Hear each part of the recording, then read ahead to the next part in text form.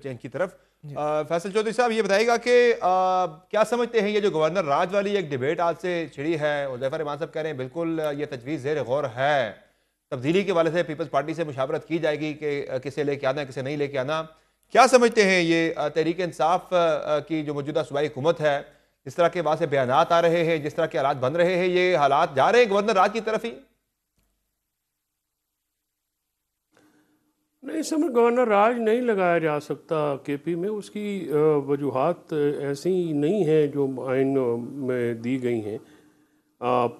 जो सूबाई हुकूमत है वो बिल्कुल ठीक चल रही है। और दूसरा, हुज़ैफा या इनके जो वफाक के वज़ीर हैं वो तो ज़मीनी सूरत हाल से ही उनको कोई सरोकार नहीं है, अपने इक़्तिदार से गरज है।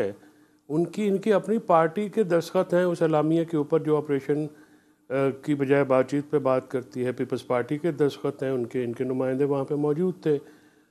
जो डॉक्टर अबादुल्ला खान हैं वो अमीर मुकाम के भाई हैं, जो अपोजिशन लीडर हैं, वो उस जिरगे में शामिल थे। जब तमाम पार्टीज़ बशमूल जो है nationalist parties, religious parties, ANP, Peoples Party, ये मुस्लिम लीग नून, PTI तो है ही है, ये सारी जमातें एक साइड पे हैं। तो गवर्नर राज लगाने की बातें हैं वो तो अहमकाना बातें हैं ना जी।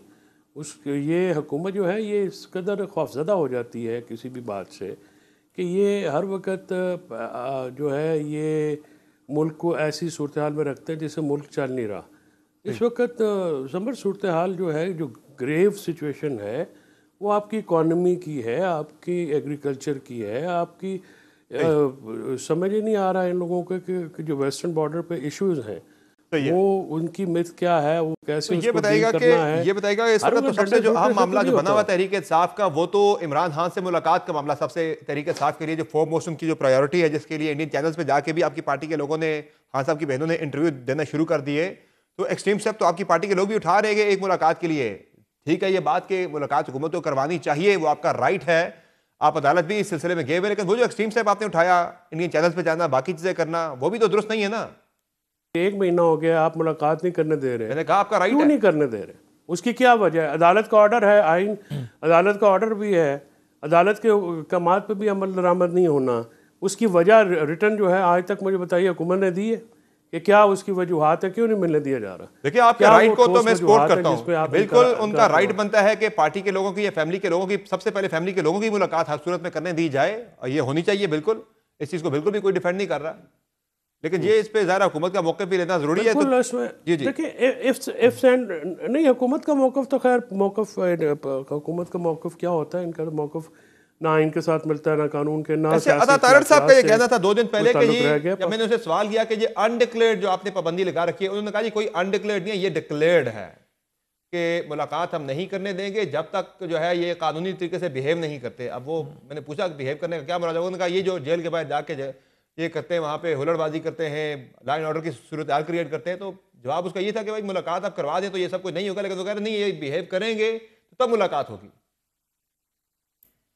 वही देखिए ना, इससे आपको जो जहनी हालत है इस वक्त कैबिनेट की, हुकूमत की, वो समझ में आती है। यानी अगर आप कहते हैं जी कि वो कोई इस तरह का गैर कानूनी अमल कर रहे हैं तो अदालत का हुक्म है आप उधर जाएं।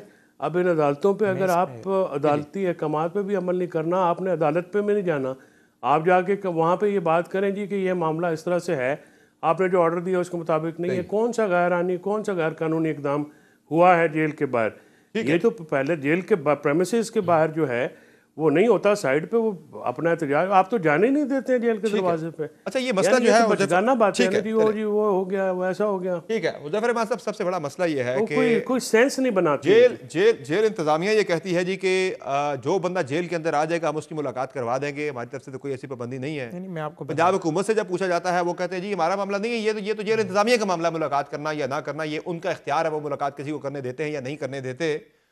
जब किसी को आगे जाने ही नहीं दिया जाएगा जेल की तरफ, पंजाब पुलिस वहाँ पे रोक लेती है लोगों को, तो असल मसला तो वहीं पे सारा शुरू होता है ना। मैं समर साहब आपके सामने कुछ हकायक रखता हूँ। मैंने बड़ा पेशेंटली सुना है फैसल चौधरी साहब को, जो भी उन्होंने बातें कही उनका हक है। अब मैं भी जो बात कहूँगा वो आप सुने और आपके व्यूअर ने एवेल्यूएट करना है कि कौन सच कह रहा है, कौन गलत बयानी कर रहा है। पहली बात तो ये है कि ये बिल्कुल गलत है कि अगर आपकी दलील को दुरुस्त भी मान लिया जाए, बीइंग डेविल्स एडवोकेट, कि आपको पाकिस्तान में चैनल्स बात करने का मौका नहीं दे रहे, जो गलत बात आप कर रहे हैं, या आपका इंटरव्यू चला नहीं रहे, तो आप उसका बदला ये लेंगे कि आप हमारे बदतरीन दुश्मन भारत के चैनल्स पर जाकर इंटरव्यूज़ देंगे। एक तो बिल्कुल गलत बात कर रहे हैं। आज के लिए डिजिटल और सोशल मीडिया का दौर है और सबसे ज़्यादा डिजिटल मीडिया पर इनके फॉलोअर्स हैं।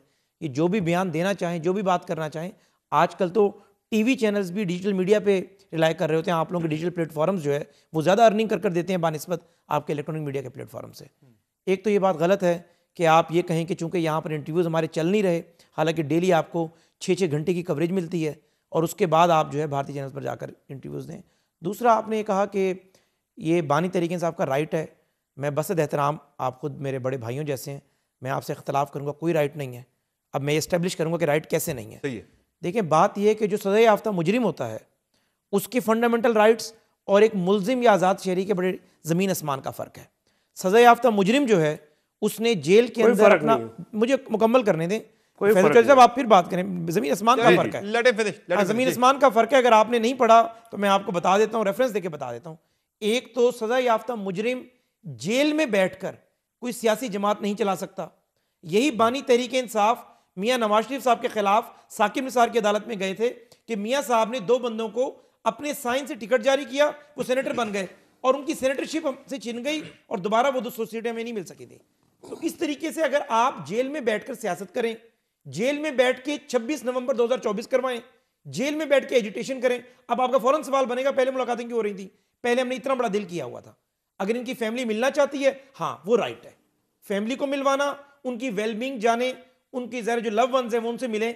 लेकिन अगर फैमिली सहूलतकारी कर रही हो और फैमिली करे जो है वो फैमिली के कोटे में मुलाकात, और बाहर आकर बताए कि वज़ीर आला केपी के कैबिनेट यूं बना दें, वज़ीर आला केपी के चेंज हो जाएं, अली अमीन गंडापुर किसी का एजेंट है, तो मुझे आप ये बताएं कि हमने इनकी तीनों बहनों के लिए इतना बड़ा दिल किया था कि बहनों का हक है कि वो अपने भाई से मिलें। लेकिन अगर बहनों ने सियासी जमात चलाना शुरू कर दी, भाई के पैगाम गलत अंदाज में बाहर कोट करना शुरू कर दिए, इस मर्तबा सुहेल अफरीदी की मुलाकात क्यों नहीं हुई, मैं आज आपको बताता हूं। हमारे पास 1000% मालूमात थी कि सुहेल अफरीदी ने मुलाकात के बाद बाहर आकर इतना खूनी तकरीर करनी थी और उसने कहना था कि मैं इस्लामाबाद पर चढ़ाई करने जा रहा हूं और यहां पर इस्लामाबाद में ये लाशें लेने आ रहे थे। तो मुझे आप ये बताएं, ये कहते हैं पुरअमन एहतजाज, बस मैं आखिरी 30 सेकंड में, ये कहते हैं पुरअमन एहतजाज, क्या पुरअमन एहतजाज ये होता है कि एक सूबे की पुलिस, पूरे पंजाब की पुलिस लगी हुई थी 26 नंबर चौकी पर, ये उन्हें कुचल के डी चौक पर पहुंच गए? इसका मतलब ये है कि ये एक जत्था है। कह रहे हैं कि ये किसी सियासी एहतजाज की कॉल दे सकते हैं, इसलिए आप उनसे मुलाकात नहीं होने दे रहे हैं। सियासी एहतजाज इनका हक है, ये खून रेजी करने की, सर ये खून रेजी करते हैं। आपको कैसे पहले पता लगा कि खून रेजी होने पहले की है ना करने जा रहे हैं वो? 2014 से शुरू हो जाए, कभी आकर पीटीवी पे हमले करते हैं, कभी पीटीवी रेडियो पे हमले करते हैं, कभी पिछले साल आप मुझे बताएं, आप तो रिपोर्टिंग कर रहे थे यहाँ पर। ये तो आपकी असेसमेंट है कि वो किसी खूनी एहतजाज की कॉल दे सकते थे। हर बंदे का कंडक्ट माजी से होता है। मुझे बताएं 2024 में इन्होंने किया यहाँ पर आकर 2 तारीख को आप मोटरवे भी बंद करने जा रहे हैं, वो भी विफाक की मिल्कियत है। जरा ये क्या, किस तरफ जा रहे हैं फिर आप?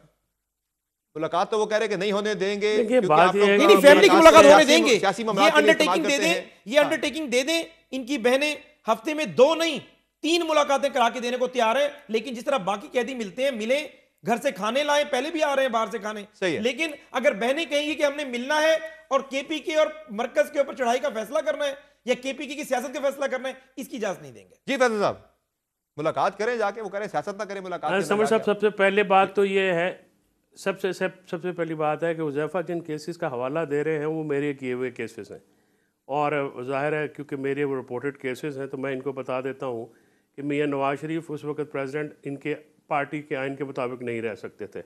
बाद में उन्होंने वो शिक्कें हज़फ कर दी। उन्होंने कहा कि जो डिसक्वालीफाइड बंदा है वो पार्टी का ऑफिस बेरर नहीं हो सकता, लिहाजा वो टिकट साइन करने के अहल थे ही नहीं।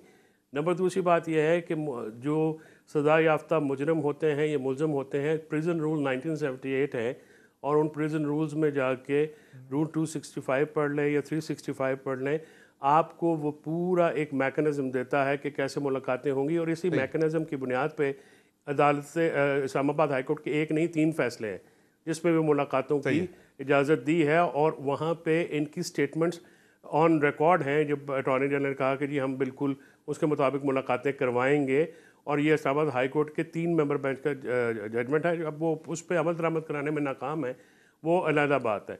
अब सुहेल अफरीदी क्या करेंगे या नहीं करेंगे, मैं तो प्रैक्टिशनर वकील हूँ, मुझे समझ में नहीं आता कि जो चीज़ एक दफ़ा हुई नहीं उस पर आप बैन कैसे लगा सकते हैं। और आज हुज़ैफ़ा साहब ने तो आपके प्रोग्राम में एडमिट किया है कि वो कंटेम्प्ट ऑफ कोर्ट कर रही है हुकूमत, बजाय कि उसी कोर्ट में जाने के या अपना मौक़िफ़ वहाँ पे एक अदालती यानी कानूनी तरीके से पेश करने के। ये तो बात करते हैं। सुहेल अफरीदी ने कौन सी ऐसी बात कर दी है? उसने खामोशी से धरना दिया है, वो बाहर बैठे हैं। आप 4.5 करोड़ लोगों के मुंतखब नुमाइंदगी की तस्दीक करते हैं, फिर आप ये धमकाते हैं जी कि हम ये कर देंगे वो कर देंगे। आप कुछ नहीं कर सकेंगे। आपके पास ना विजन है, ना काउंटर स्ट्रेटजी है, ना आप इस मुल्क की मुसीबत को समझ रहे हैं। आपकी वजह से ना डायरेक्ट इन्वेस्टमेंट आ रही है, ना मईशत चल रही है, ज़िम्मेदारा तबाह हो गया है, बिजनेस नहीं चल रहे, इंडस्ट्री नहीं चल रही। आपने लोगों को भुखमरी का जो है वो कल कर दिया है। आपने बेरोज़गारी बढ़ा दी। 10 करोड़ लोगों को आप गुर्बत की लकीर से नीचे भेज चुके हैं। अब इस मुल्क पे वो रहम कीजिए और यहाँ पे वो काम कीजिए जिससे ये मुल्क आगे बढ़े।